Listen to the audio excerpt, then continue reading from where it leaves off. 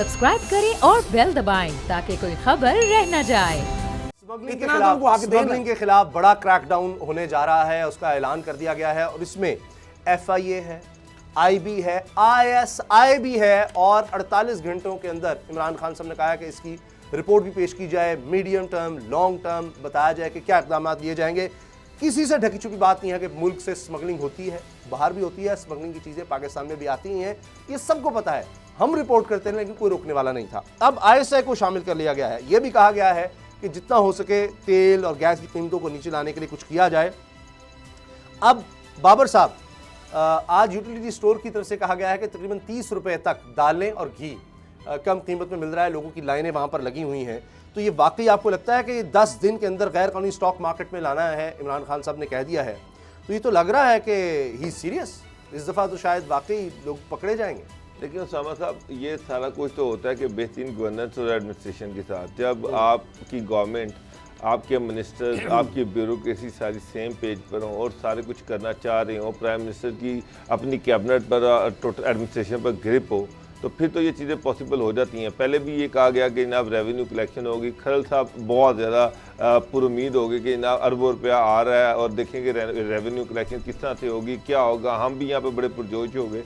Ultimately पता चला कि जी रेवेन्यू में अरबों रुपए का शॉर्टफॉल है, 300-400 अरब रुपये का शॉर्टफॉल है।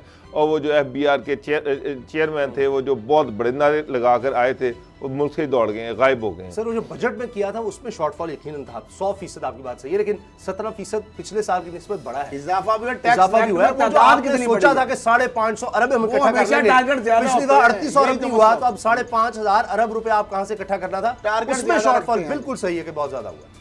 उसामा साहब, पिछले साल जो टैक्स रेवेन्यू कलेक्शन थी ना, वो भी टारगेट से बहुत पीछे थी। उसके बाद इस उम्मीद के साथ शबद साहब को लाया गया था कि ये इसको बेहतर करेंगे और एक बड़ा आगे टारगेट बढ़ाया गया था कि टैक्स कलेक्ट में लोग भी ज़्यादा आएंगे और टैक्स कलेक्शन भी बड़ी होगी।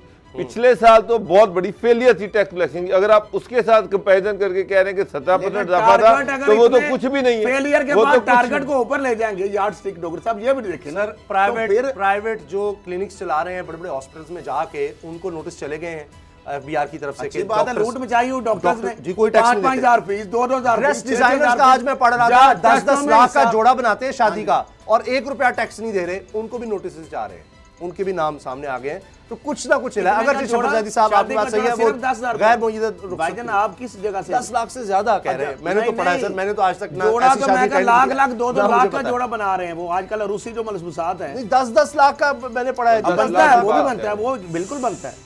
ये डिजाइन जो बनाते हैं उनको टैक्स नहीं लगना चाहिए। और जो ये पहनाते हैं पहनावे, ये जो बनाते हैं, क्या उनको टैक्स का 10 लाख का जोड़ा बन सकता है? अच्छा, का बना होता है। सर, इन पर IB पर तो कोई शक नहीं किया जा सकता, ISI की इंटेग्रिटी पर शक नहीं किया जा सकता। मैं आपको उसामा साहब एक बात बता दूं, मैंने इसी प्रोग्राम में कहा था, आपको अगर याद नहीं है, डॉक्टर साहब को याद नहीं, नाज़रीन प्रोग्राम DG ISI की मुलाकात हुई थी जी इमरान खान साहब से। हाँ जी, हुई थी। साथ एक फाइल भी पड़ी थी, तस्वीर भी हमने दिखाई थी, याद है आपको? 1-on-1 मुलाकात। मैंने कहा इस फाइल में बहुत सारी चीजें हैं।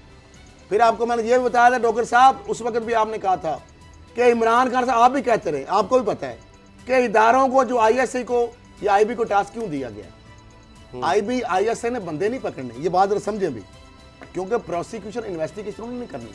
उनका ये जो क्रैकडाउन होगा ना, कि ताकि उसमें वही कि छोटा को पकड़ लो और बड़े को छोड़ दो, उसकी मॉनिटरिंग करनी है उन्होंने। सियासतदान और अफसरान मुलव्वस हैं, तो अब ISI की इंटेग्रिटी पर शक नहीं हो सकता। ये एक रिपोर्ट आई आटा और चीनी के वाले से, जो मेजर उस समय पोर्शन जो FIA ने की आटे का था, चीनी का था या नहीं था, मुझे अब उसमें चूंकि रिपोर्ट मेरे अभी हाथ में नहीं है, मैं पूरी पढ़ नहीं सका।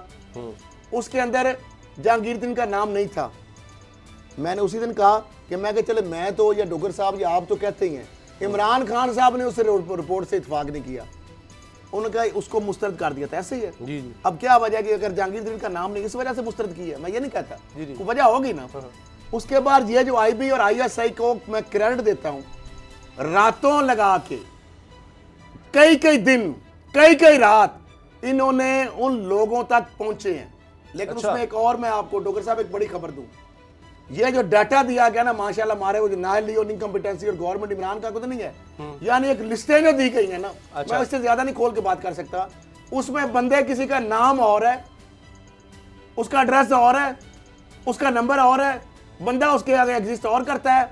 और इदारों को जो ये परेशानी हमारे इंटेलिजेंस इदारों को हुई है, जो रिस्पॉन्सिबल इदारे हैं उनको जो परेशानी हुई है, यानी इतनी अच्छा, एफर्ट एक की चीज़, गई अनफर्टाइल। ब्रेक हो जाएगी, मुझे ये बताएं बाबर साहब, अब ये डॉट मिल गए हैं। अच्छा, अब ये क्या जो आप डिस्क्रिमिनेशन की वजह से किया है, स्मगलिंग हो रही थी, कस्टम वाले साथ मिले हुए थे, मिनिस्टर फेडरल ने माना डॉक्टर साहब कितना टन जा रहा था आटा, इमरान खान स्मगल ने हो कहा रहा कि था। हुकूमत की नाअहली है। अच्छा नाअहली है, हुकूमत के इदारे मिले हुए थे, क्राइम से बड़े बड़े लोग जो ताकतवर सवाल है, मेरा माफियाज ये सवाल है, है, जो इमरान खान साहब कहते हैं, अब उनके ऊपर अगर रेड नहीं होगा ना, एजेंसीज मॉनिटर कर रही है, इमरान खान साहब को पता चल चुका है, 90% उनके पास सर आप भी रिपोर्ट्स पता पहुंच करा चुकी लेंगे हैं। ना, अगर ना हुआ तो आपके पास भी आई जानी रिपोर्ट। और इसी वजह से इन इदारों को उन्होंने टास्क दिया है, एक मिनट है मेरे पास, एक मिनट है। पहले दिया था, अब अनाउंस किया है। अच्छा बाबर डोगर साहब, ये बताएं कि इसका तो मतलब है कि जिन लोगों का काम था, जिन इदारों का काम था, या तो वो साथ मिले हुए हैं स्मगलिंग करवाने में, या उनकी कंपिटेंसी इतनी है नहीं, वो कुछ कर ही नहीं सकते। मेरा तो ख्याल है मिले हुए हैं, वरना इतने सालों से आईएसआई को आप कह रहे हैं, आप आईबी को कह रहे हैं,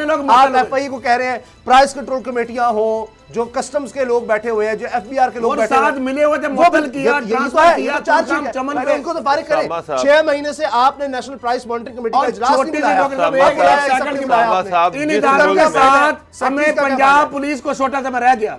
पंजाब पुलिस ने फिजिकल इदारों से लेकर टेक्निकल असिस्टेंस वो जाके खजर खराब होती रही लाहौर में पंजाब पुलिस।